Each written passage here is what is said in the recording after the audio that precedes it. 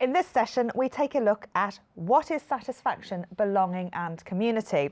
So I'm joined by two ex-OU students and current OU employees. Chris Kubake, who is the Associate Head of School in Wellbeing Education and Language Studies, and Sam Thorne, who is a Head of Student Success in our Faculty of Business and Law here at the Open University.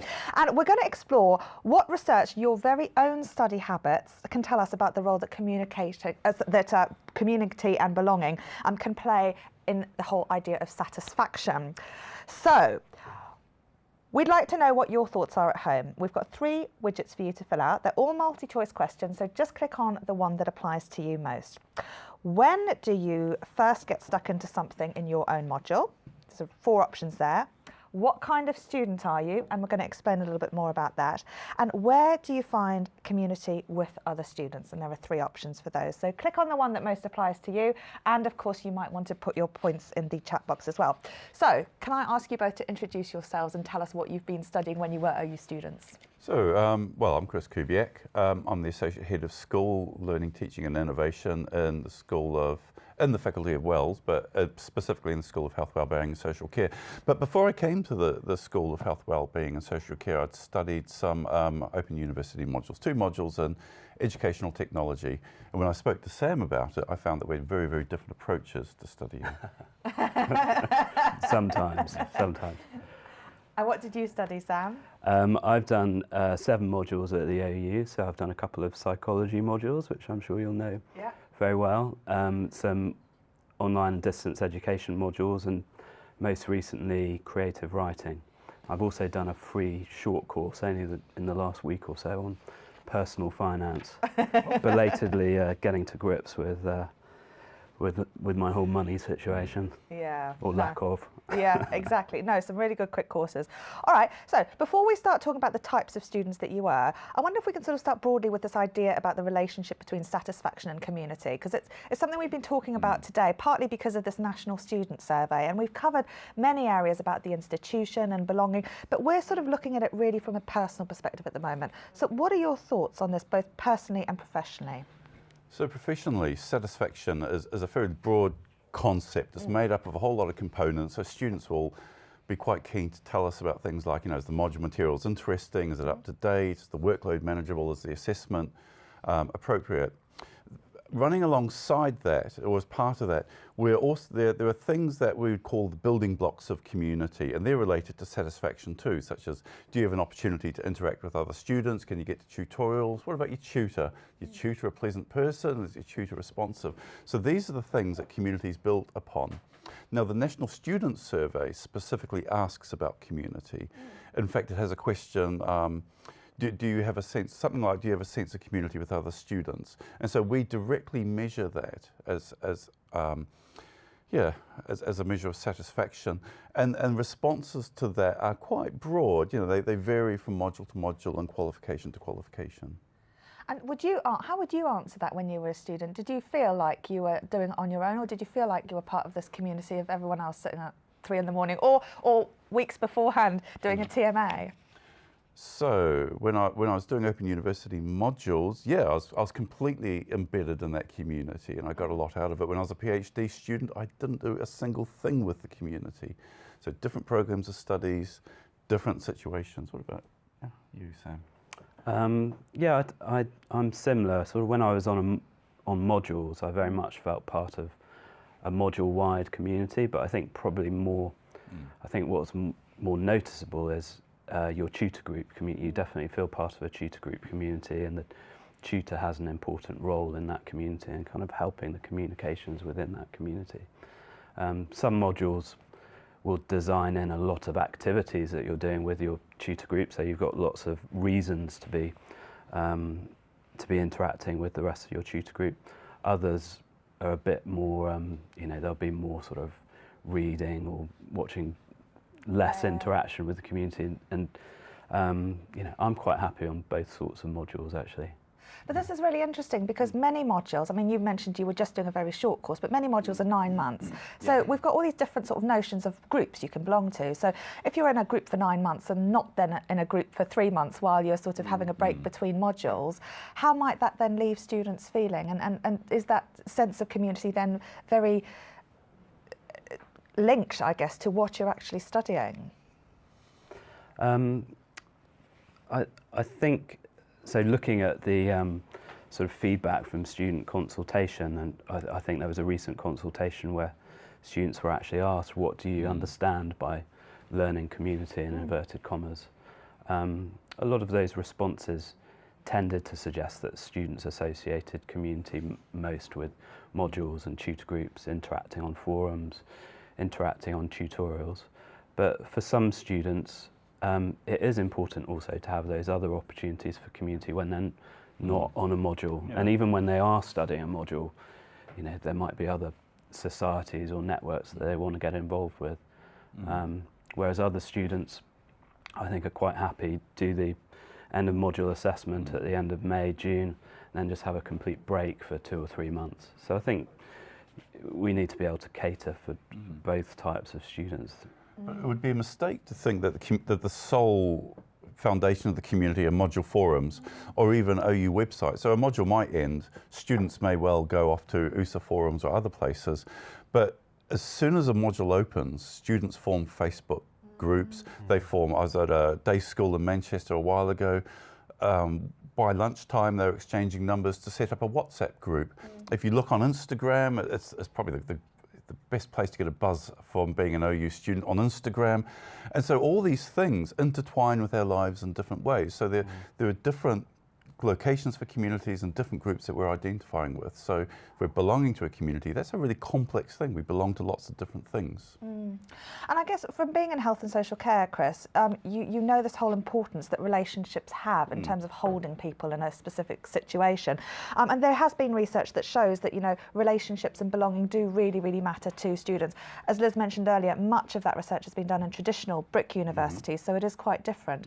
But broadly speaking then, what are your thoughts about this whole area about belonging and how that matters then to distance learning students? So if we're looking at satisfaction, satisfaction has a strange paradoxical relationship with all sorts of other things that matter. So more satisfied students don't learn more. Yeah. More satisfied students aren't more likely to stick with the module. But students who have relationships with other students and have relationships with other tutors, the one unequivocal result in research shows that relationships matter. Relationships hold you in place. Students stick with modules if there are either other students that they know well, that they have a good relationship with their tutor, but also in their home lives and their personal lives, those people are supportive of your study. So we need to think about relationships in quite a broad sense. Yeah. And of course, the way that courses are designed as well has that broad perspective in terms of opportunities. You've mentioned some of the student-initiated groups as well, but there are those things that forums and qualification websites and various other ways that the OU designs things to support students, isn't there? So if we want community, we need to have affordances for community, and that means we basically try to lead students into interacting with other students through a range of opportunities, through the way we design the teaching activities and so on. And I think that's the case in FBL as well, isn't it? Yeah, absolutely, everywhere. And I think some of the stuff that recent analysis has shown is that modules that do design in a relatively high proportion of what are categorised as communication activities. So communication activities might comprise forum discussions, it might be group project work. But modules with a higher proportion of those types of activities have been shown to have slightly higher completion and pass rates. So there's a bit of a link there between social activity on a module and more students staying through to the end and being successful in that module. I mean, you did some scholarship on this a couple of years ago, and you did 151 modules, which is a big... Not me personally. No, not you. But you can take credit for it, Sam. Yeah, okay. No, it was me. Okay. And unsurprisingly, from business and law, this is the sort of thing. But you were looking at the predictors of retention, so how people were actually sort of sticking with their studies from module to the next module. And you found that a lot of this was based on the amount of communication activities that students were engaged with. So the people who kept going tended to have the higher levels of communication. So what were those aspects of communication then in terms of things like forum activities and engagement with who? Tutors, students? How did that all look? And what were the points that people at home can take from that? Well, I'm sure it looked very different for every single module, but it was, so what the study looked at was 151 modules, and it looked at different activity types within those modules. So communication activities are one of about 6 or 7 activity types, I think, that we categorise. Another type of activity is assimilative activities, and that is more around reading, watching. So it's more of an individual style of study, Right. and communication activities are more of a social side of study. Yeah. So I don't think they dug, because there were so many modules they were looking at, they didn't dig into the precise Yeah. nature of the different activities, but it just showed that those modules with slightly more of an emphasis on communication and social activities tended to have slightly higher completion and pass rates, whereas interestingly, the modules with more of the assimilative activities, so more of the sort of individual learning, tended to do slightly better on the sort of satisfaction scores.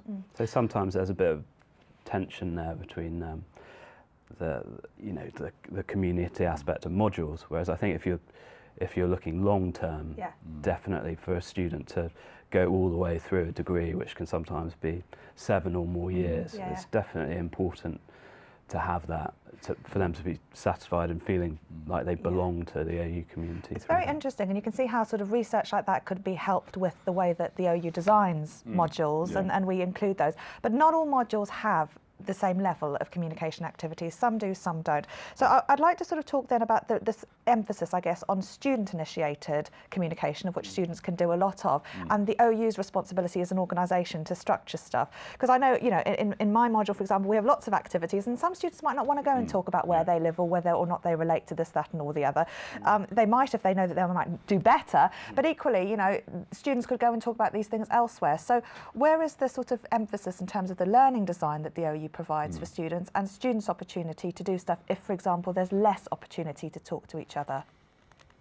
So generally, I mean, this starts really, really early on in the development of a module, where we start to plan out where we want students to communicate and how it connects to the purpose of the module. And so we do understand that in some modules, to have an authentic learning experience, you really do need to communicate with other students. So if you're doing a course on management, the idea that you would educate a manager who's never spoken to another student is actually really problematic. If you work in the field of health and social care, which is really about people, the idea that you would have a module without communication is a limiting one as well. So for authentic reasons, we often get students to work in groups, either by having an assignment that involves a group assessment and group work, or certain activities where we ask students to go off and discuss this, and that those activities are designed in a way that you can only really do the activity by gathering the opinions of other students. To really make it work, the tasks need to be fairly genuinely collaborative. That is, you can't do them by themselves. And that's the kind of thing that pulls students into relationships. Okay. Now, we've asked people at home to vote on a number of different things, and one of them is what they first do when they get stuck with something on their module. And the options are going over the material again, searching on the internet or website, asking their tutor, or asking another student. So we've now got 75% of people saying that they will go over the material again, which is the highest amount, which I think is eminently sensible. But there are these other options: searching the internet, asking your tutor, or asking another student, of which 13% say they'd ask another student. So what could or should they do, and is that a sensible thing to do in the first instance? Well, I think we'd expect the student to independently try to resolve it themselves, wouldn't we? Unless they find their wheels are spinning. You know, they keep going over it and they keep getting nowhere, right? So the idea that students would read over it, you know, by themselves is completely understandable. At the same time, we do have these learning communities, these forums with the tutors, and the tutors check these regularly, where students can work together to solve these problems. But this finding isn't that surprising. You know, a couple of 20 years ago, when we first started experimenting with online learning and group activity, we found what we called the rule of thirds. That is, that in any online community, 1/3 of students would be absolutely right in there, asking questions, responding to other students. Another third would be in there. They would never post, they would never respond, they'd spend most of their time reading other comments from students, and they learn just as much. And then another third never go to the forums, never read, never contribute. And I think we got to a point where the talkers and the readers, that's perfectly acceptable as a way of learning. And additionally, those people who just want to go over the material themselves and work it out themselves, that's also acceptable. And as an institution, I think we need to feel comfortable with a range of different types of participation. Because everyone's really different, and we were talking before, a lot of people in the chat, they're getting their TMAs done early, whereas I like to do mine right up until the last minute beforehand, as I know you do too, Sam. So what sort of students are you both, or were you both? We've got the two options. We've got the solo superstar, which is happy to work alone, or the community champion, liking to talk it through with other people. Sam? I'd say everyone's a bit of a mix of the two, but I probably am a little bit leaning more towards the sort of individual solo study.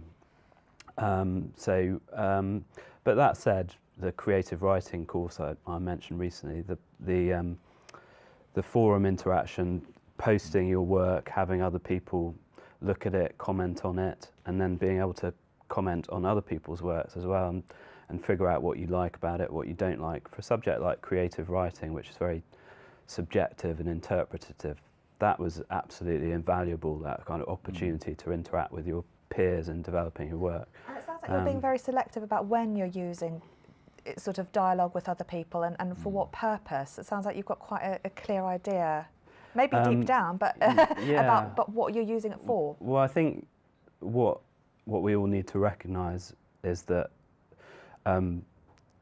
students are often juggling study with work and family life and other commitments, and you actually have to, to work at doing a group project, for example, or playing an active role in the community actually takes quite a lot of time, and not everyone can fit it in, or they might have to just do it in smaller doses.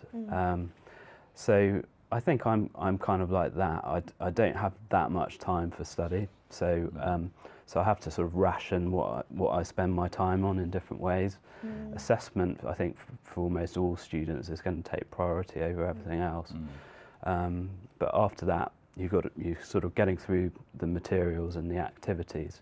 And for some people, that just might not leave that much time to sort of do group work or interact on the forums. But I would say never sort of negate that. It's always important to get on there and to keep talking to other students. It's just some weeks you might be able to do more of it than other weeks. Because of life, not because of being bad. It's interesting the way that you talk about it, almost like I now have realised that I will be doing my work right up to the last minute, and I budget my time that way, and I don't sort of feel as embarrassed about it as I used to. But it's very interesting the way that you're sort of talking about sort of feeling like you should be doing more, and actually sounds like you're doing a lot already, Sam. Anyway, Chris, what sort of student were you? Well, I was definitely very community focused. I think right from the beginning, I jumped into the introductory forums where we wrote bits about ourselves. I engaged in conversations. I had offline conversations with people through email. I did the group activities with gusto. I was there writing, late into the night, writing comments on the forum. Other students would email me and say, do you want to go for a coffee? I'd go for a coffee. So I was really a very community engaged student. But in saying that, it wasn't a breeze. It wasn't an unending delight. We disagreed with each other. We tried to do group activities together. Somebody would say, well, I've gone off and done the wrong thing and now I can't. Yeah, okay, well, that's a shame you've done that, but that's we need to work on this together. People would disagree, people would get upset. And I think rather than seeing that as a reason why community is a bad thing, that's an academic community.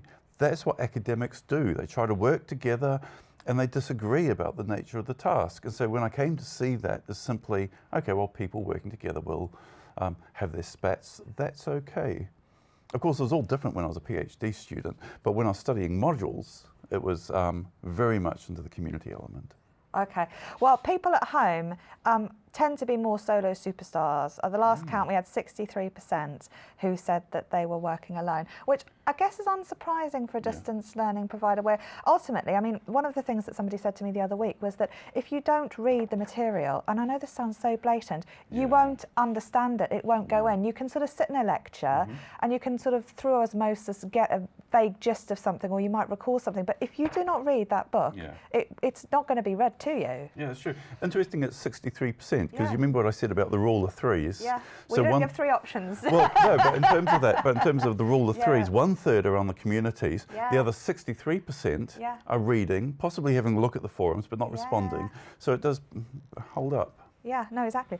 HJ and George, how's everyone at home? We're doing okay. We're just discussing some of the things that we get held up on when we're studying.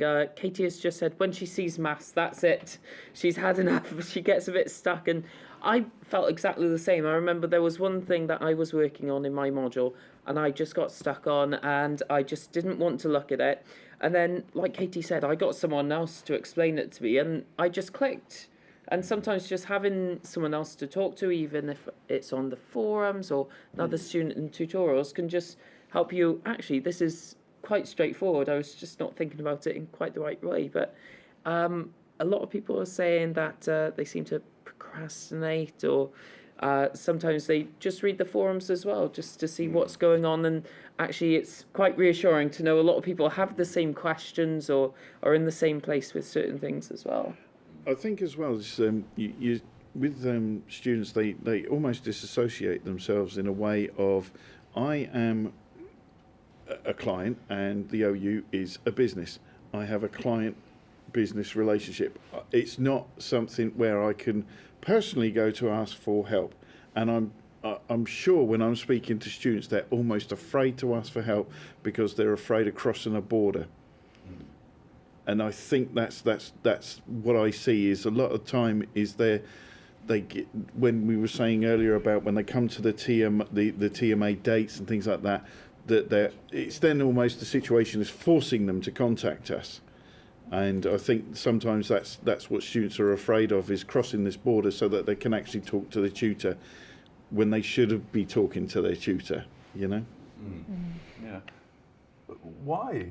Why on earth would you want to be just a consumer when you can be a member of an academic community? And the university community as an entity is thousands of years old. For me, that feels much more powerful than just being a consumer.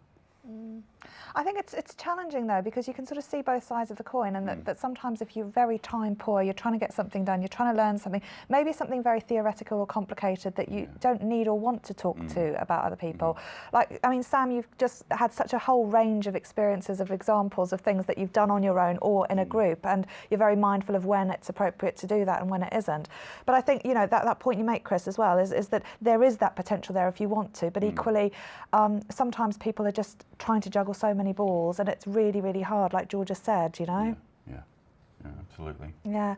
So let's unpick this idea about community then, and perhaps think about that in terms of these 2 different types of learners we've got. I'm guessing that, you know, for you, community would be a great thing and something that you would really relish.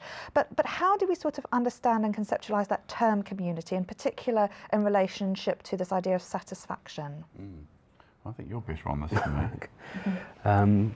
Well, I mentioned earlier a recent consultation with students where they were asked that particular question, what they understand by the term learning community. What did they say? So I've got a couple of things I've got here. some here. Actually, I've got the results Having of your... a common goal. Yeah. A safe online environment where like-minded people can communicate about subjects that they have in common, but also a source of support. So those all sort of tend to make you think of a module, a tutor group, because you have those kind of formal study communities around that. But there are also increasingly more and more options to look for other sources of community.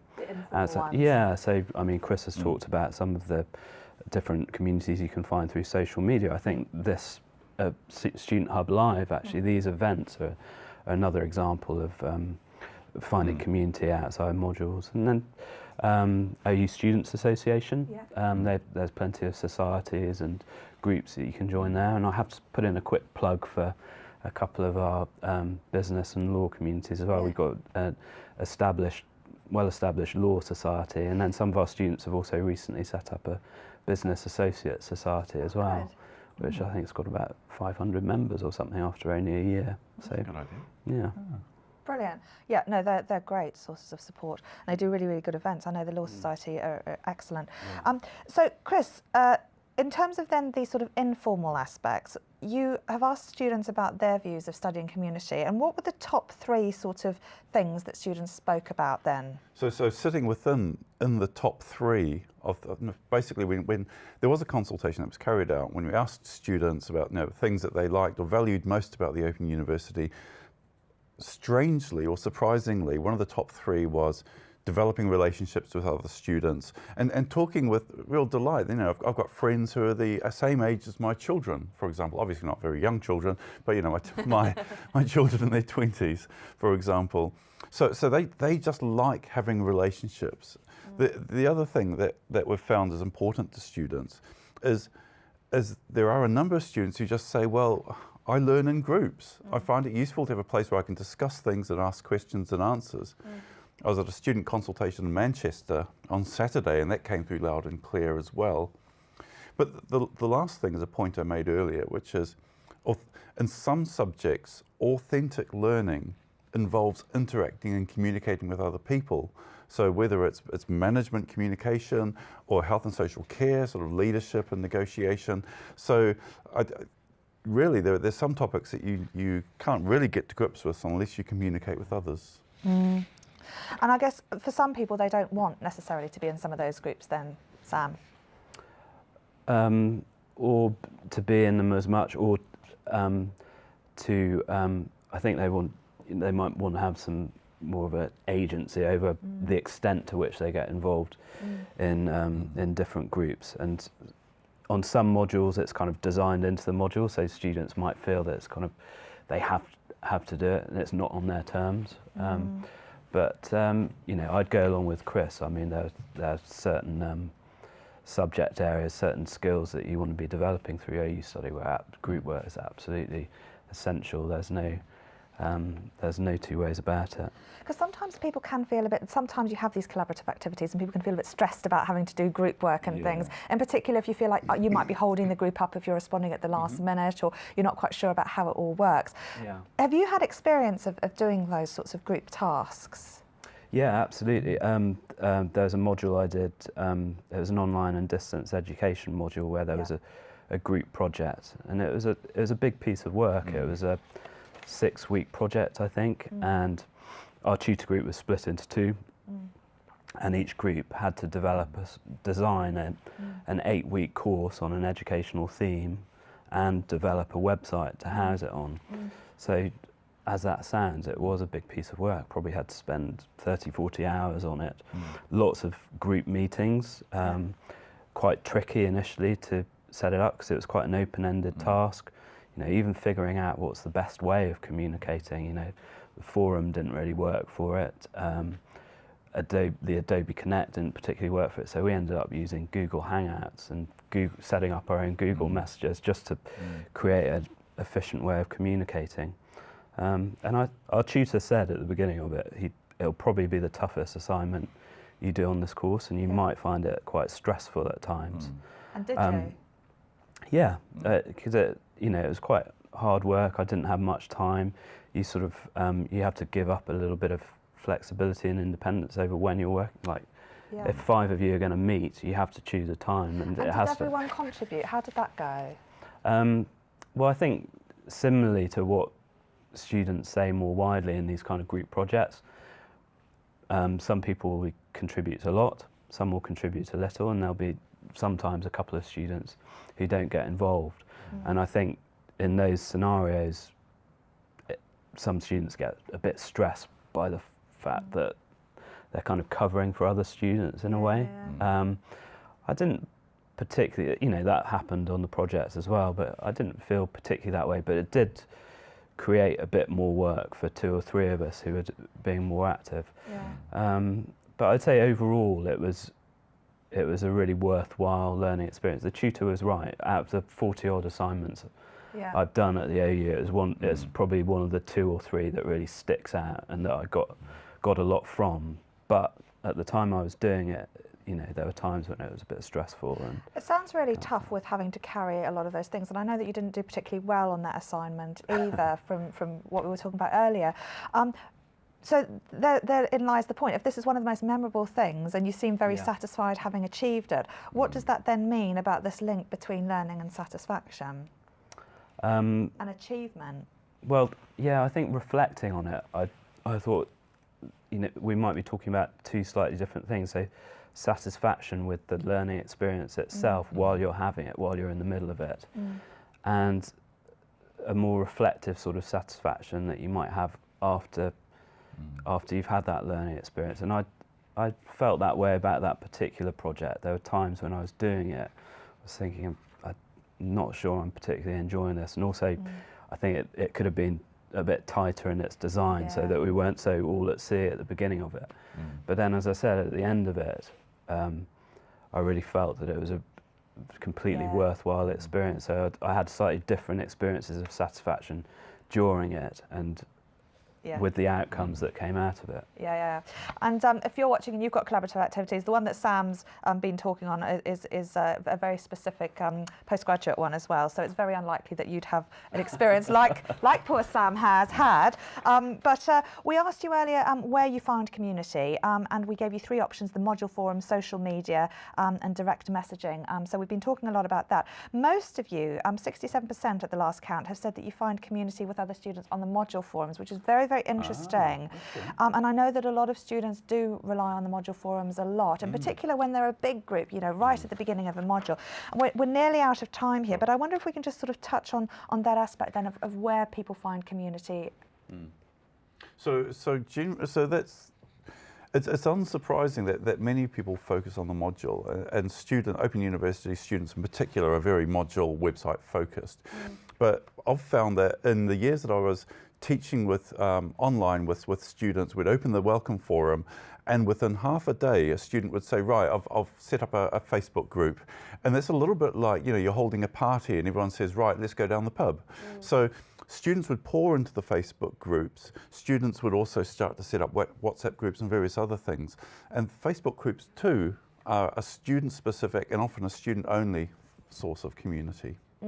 No, they are. And they're not moderated by the Open University, so anything can happen within those forums, good or bad, those Facebook forums. Yeah, well, yeah. Generally, I think of it as akin to sitting with the students at lunchtime and using it as an opportunity to have a lecture. We wouldn't do that either. So it is students only. Academics don't go in there and probably shouldn't go in there unless they're invited.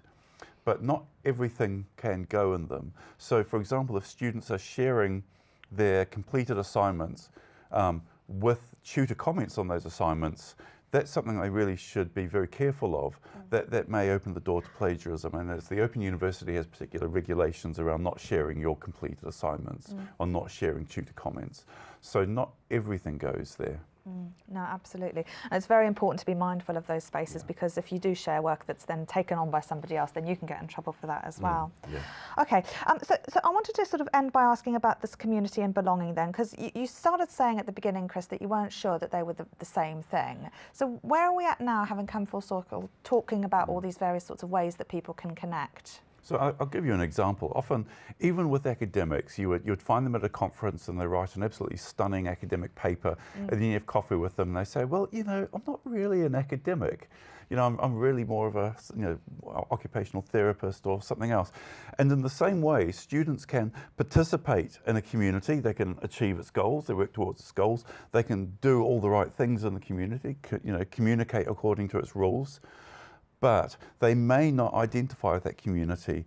Joining in with that community may not they may not have a sense of belonging there. They may not feel that's the kind of person they are. And so for students, it's perfectly okay to join in, but, you know, feel that actually you've got an identity or a sense of belonging elsewhere outside the university. Yeah. And we acknowledge that, we recognise that students feel like that. So often it's that imposter syndrome, isn't it? You think, oh, everyone else is really good if I can. Yeah. So I often just think, pretend you're really good, as good as everyone else, because everyone's probably feeling exactly the same. Oh, yeah, everyone feels like, everyone, you know, an academic said to me, you know, before I push send on any academic paper I write, I have a great moment of insecurity and uncertainty. and he was a very experienced and well-regarded academic. We all feel like that. So I think roll your sleeves up, jump in. Yeah. You know, what's the worst that's going to happen?